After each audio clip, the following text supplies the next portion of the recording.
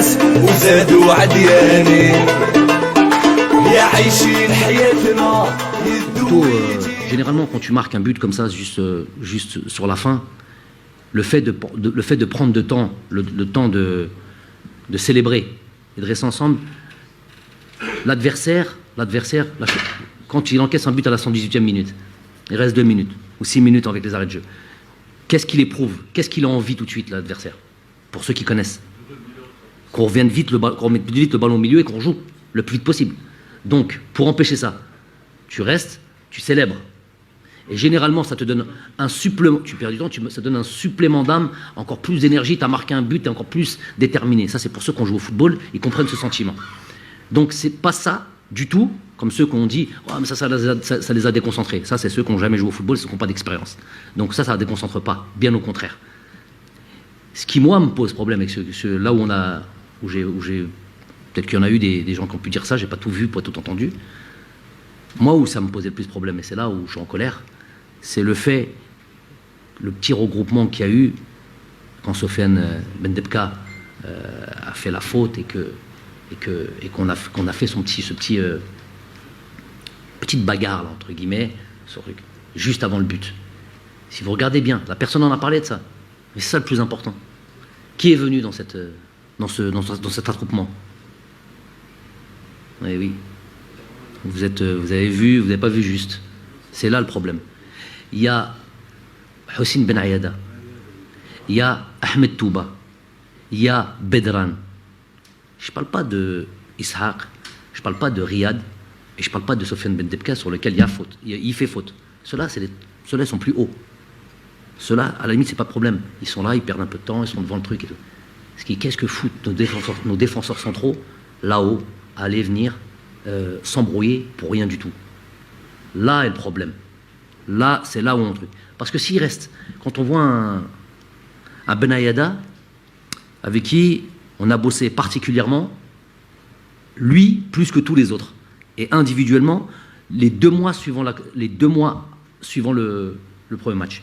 Pourquoi? Parce que pour moi, le joueur le plus important et le joueur le plus dangereux, c'est Toko Ekambi. Donc, c'est le joueur le plus intelligent, c'est le joueur le plus vicieux, c'est le joueur le plus malin, et c'est là où tout se passait.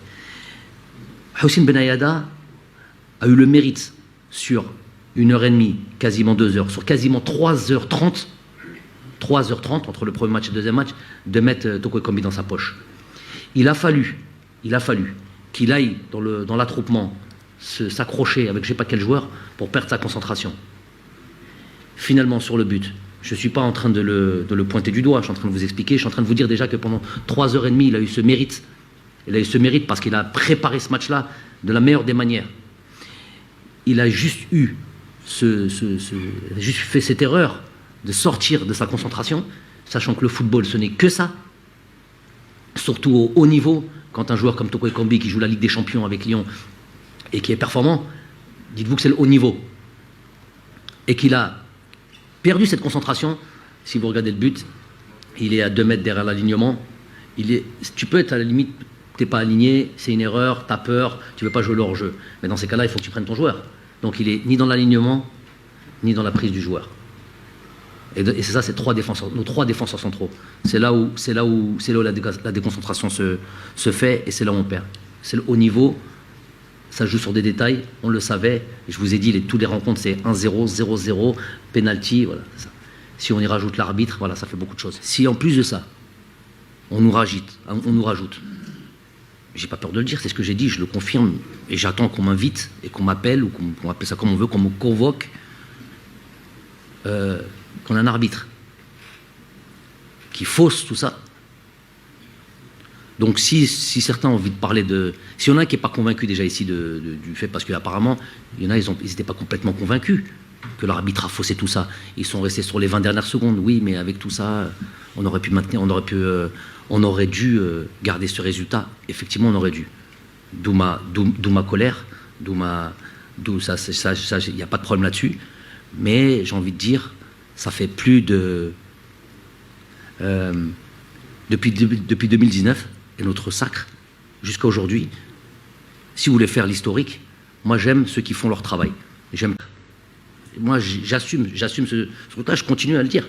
Si les gens sérieux veulent venir s'occuper du football, si M. Infantino, responsable du football mondial, qui a fait comme priorité de rendre le football africain, parce qu'il sait que c'est une source de joueurs, de talent énorme, qui viennent nourrir, qui viennent comme ça, qui viennent en Europe et qui viennent faire les beaux jours de tous les clubs européens. Il sait ça. Donc, et qui dit qu'il veut mettre de l'or dans l'arbitrage. Je ne sais plus exactement comment il a dit, mais en tout cas clairement là-dessus. Mais ça, c'est des belles paroles. Finalement, il n'y a rien qui est mis en place. Tout le monde le sait. Et moi, je vous invite à dire, à part certains, il y a certains qui le font ici. Mais vous attendez toujours que ce soit une personne, et notamment moi. Et c'est pour ça que je me dis, quand je monte au front, je viens pour défendre l'équipe nationale et je viens pour la fédération. Qui a soutenu? Qui a tiré dans le même sens? Chab Bark. Désolé, vous n'avez pas fait votre travail. Tout journaliste, à part Hachali Mestehelch, non. Soit ça se tait, soit ça va dans le sens contraire. Donc voilà, ça c'est une réalité. Et aujourd'hui, si on est faible de ce point de vue-là, moi je vois des réactions. Je défendais pas mon beefsteak, je prêchais pas pour ma paroisse. Si, ma paroisse c'est mon pays, ma paroisse c'est ma fédération. On se sent lésé, on monte au créneau. Donc après, eux ils utilisent tous les moyens qu'ils font décrédibiliser l'homme, aller lui parler des choses les plus ridicules, de racisme. Moi, mais j'ai trouvé qui sur mon passage, moi? J'ai trouvé qui avec moi? Al-Haq, j'ai besoin de personne. Hein. Si vous sentez pas concerné, si vous sentez pas habité de venir défendre les intérêts de vos propres intérêts, ou si vous y croyez pas. Si vous y croyez pas, ceux qui y croient pas, on est obligé de régler ce qui doit être réglé. Il faut savoir que tous ceux qui se disent ennemis de toute la journée, tout ce qu'on fait, ça sera tout. Déjà, ils n'apportent rien au pays, ça c'est une première des choses. Et deuxième des choses, ils sont bénéfiques en rien. Ils sont juste bénéfiques au bad buzz, ils sont que bénéfiques à la critique et à monter des plateaux. Mais il faut savoir le pire. On peut se poser la question de pourquoi le capitaine de l'équipe n'est pas là, on peut se la poser. Mais dès qu'on a déjà une grosse partie de la réponse avant même de commenter ça, en allant dans tous les sens, jusqu'à aller chercher à savoir pourquoi il est en vacances dans tel ou tel endroit. Je trouve que ça n'élève pas le niveau, excusez-moi du terme, du journalisme algérien, sportif en tous les cas. Le plus important, c'est une question sur laquelle on peut répondre. Pourquoi il n'est pas là? On a déjà donné une partie de la réponse. On a reçu un rapport médical de son club, Manchester City, seulement lui. Qui dit clairement, et sans rentrer dans les détails, parce que il y a le secret médical, c'est pas de mon ressort, je ne vois pas aussi même de quel ressort c'est de qui que ce soit pour pouvoir commenter la blessure exacte du joueur. Maintenant, si on veut rentrer un peu plus loin et se dire mais il a pu participer quand même à la dernière rencontre, mais peut-être que si demain on avait une finale de Coupe d'Afrique ou un match, peut-être qu'il aurait dû serrer les dents et peut-être qu'il aurait dû jouer, même si moi. Et pour en finir avec ça, on a reçu un rapport médical de son club qui dit qu'il est blessé. On aurait pu, je l'ai jamais fait depuis 4 ans aussi, on aurait pu faire venir le joueur et faire constater la blessure. Il était presque plus que enclin à le faire. Je l'ai jamais fait avec qui que ce soit. Pourquoi je le ferai avec Riyad Mahrez? Il faut savoir qu'avec Riyad, et ce sera le mot de la fin par le concernant, c'est peut-être le joueur avec lequel je suis le plus demandeur, à savoir plus exigeant, et avec lequel j'ai eu le plus peut-être à devoir à serrer un petit peu, entre guillemets, un petit peu la vis, avec peut-être on attendait plus de lui sur certains matchs, notamment les derniers matchs, et le fait qu'aujourd'hui il estime qu'il est blessé et qu'il est en vacances. S'il est blessé, il a le droit d'aller là où il veut, c'est pas de mon ressort, ça devrait pas être le nôtre. Le plus important, c'est que les choses sont bien établies. Il y a eu un rapport médical de fait. Il était enclin à venir faire constater sa blessure. J'ai décidé de ne pas le faire, comme je l'ai fait. Le plus important, Benayed, c'est un joueur que je connais depuis pas mal de temps. Je ne l'ai pas découvert ici à Sétif. Je l'avais déjà vu quand je jouais au Paradou. Bon, il a eu malheureusement une blessure qui l'a stoppé un petit peu dans son élan. Je pense qu'à ce moment-là, il était, pour en avoir discuté avec son président à l'époque, il était en phase de partir pour l'Europe, Belgique ou un truc comme ça. Il a été coupé dans son élan avec sa blessure. Il s'est bien remis. Il s'est bien remis. Ça prouve la force de caractère du joueur. Aujourd'hui, il fait partie peut-être, pour moi, des meilleurs attaquants du championnat. Donc il mérite la sélection. Il profite, pour être très clairement, il profite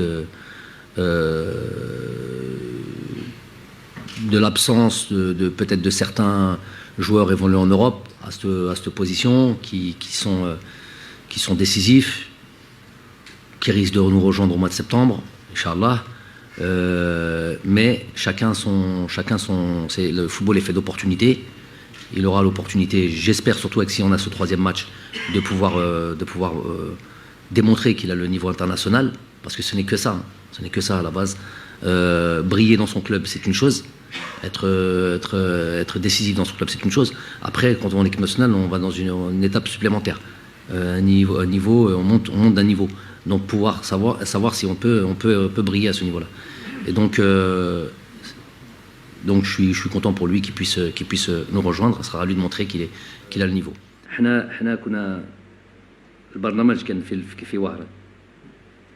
Jusqu'à il y a 400 jours.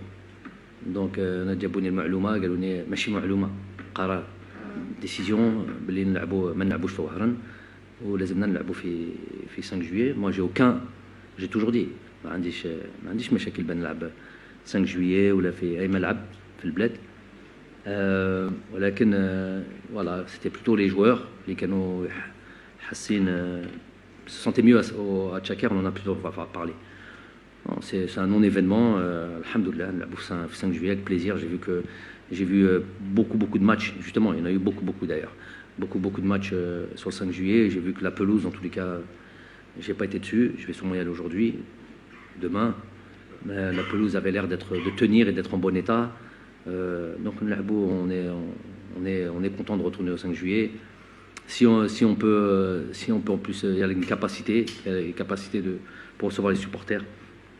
Si on peut jouer dans un stade rempli, ça serait de bon augure. On souhaiterait ça, on aimerait ça, Inch'Allah. Non, ce que je peux dire, c'est que je l'ai dit, je l'ai répété. Ceux qui ont voulu pervertir mes mots, je les prends au défi d'aller vérifier exactement ce que j'ai dit. J'ai toujours défendu l'instance. Déjà, j'ai toujours défendu je pars toujours d'un principe, j'ai rien de personnel avec. Je vous l'ai déjà dit ça. Absolument rien de personnel avec Andy. Bien au contraire. Bien au contraire. Si vous pouvez regarder un petit peu mes interventions, même sur le reportage du Beansport après la CAN, c'est un joueur qui a été exemplaire quand il a été avec nous. Il n'y a pas de souci là-dessus. Humainement, il n'y a aucun problème parce que c'est un joueur qui est sans problème.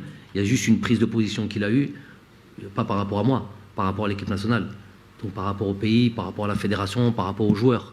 Par rapport aux joueurs, pour ceux qui savent, pour ceux qui connaissent, une telle prise de décision dans un groupe, c'est une bombe.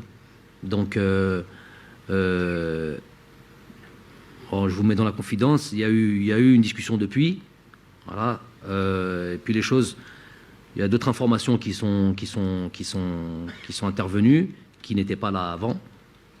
Avant, c'était très clair ce qu'il avait mis comme souhait, et ce qui avait motivé ce souhait-là, c'était très clair, et c'était pas acceptable pour nous, tout simplement. On peut pas faire ça. C'est ouvrir une porte à beaucoup de déviance, et nous on n'accepte pas ça. Maintenant, il y a eu d'autres éléments qui sont apparus. Il y a eu et puis Inch'Allah, voilà, en temps et en heure, il aura lui aussi à dire des choses. Et jamais l'équipe nationale, elle appartient pas à Jamel Madi, loin de là. Je suis au service de cette équipe nationale et tous ceux qui sont au service de cette équipe nationale se doivent d'être irréprochables, tout simplement.